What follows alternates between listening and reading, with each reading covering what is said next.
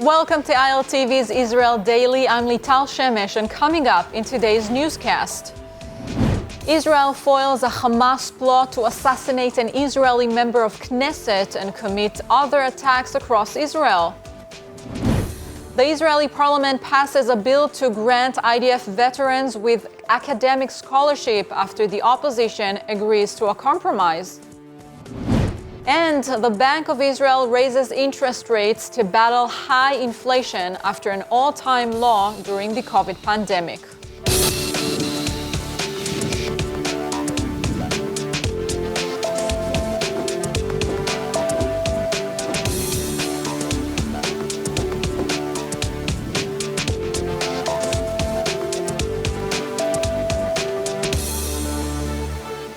Starting with our top story, where Israel's Shin Bet, the Internal Security Service, revealed today that they arrested a Hamas terror cell planning to assassinate Israeli Member of Knesset Itamar Ben-Gvir.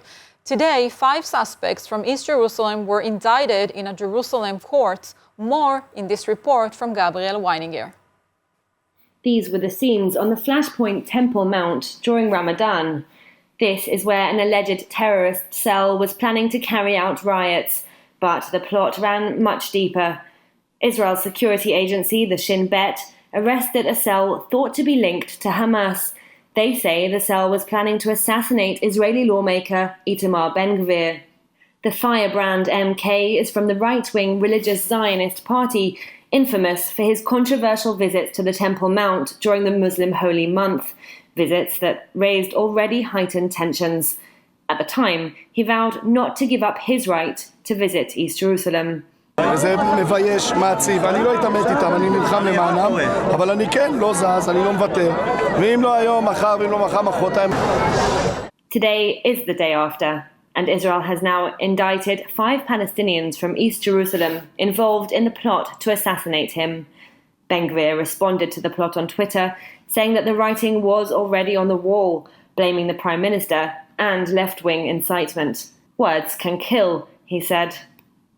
The cell was also reportedly planning a series of attacks across the Holy City, including against the Jerusalem light rail, with a drone armed with weapons. According to the Shin Bet investigation, the cell was led by Rashid Rashek. He's described as a prominent Hamas operative living in Jerusalem's Old City. He, alongside operative Mansour Safadi from Abu Tor and other members of the cell, planned to hide in the West Bank cities of Hebron or Jenin after carrying out the attacks. While the plot was foiled while still in its planning stage, the operatives, who have not yet been claimed by Hamas, did transfer fireworks, Hamas flags and ribbons to East Jerusalem to be used during those Ramadan riots. The Jerusalem District Attorney's Office has filed serious indictments against the 5.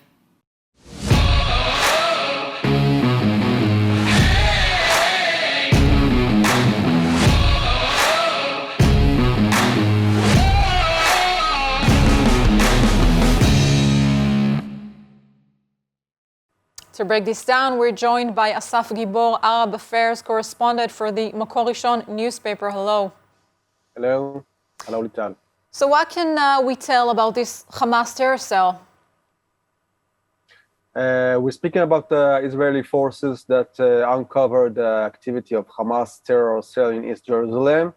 We are talking about 5 men that planning shooting attack against a member of Knesset, Ben-Gvir, and other Israeli targets, as well as kidnap soldiers and bombing attack in the Jerusalem light rail using a drone, a cell that Hamas is sending to do a terror attack in Israel.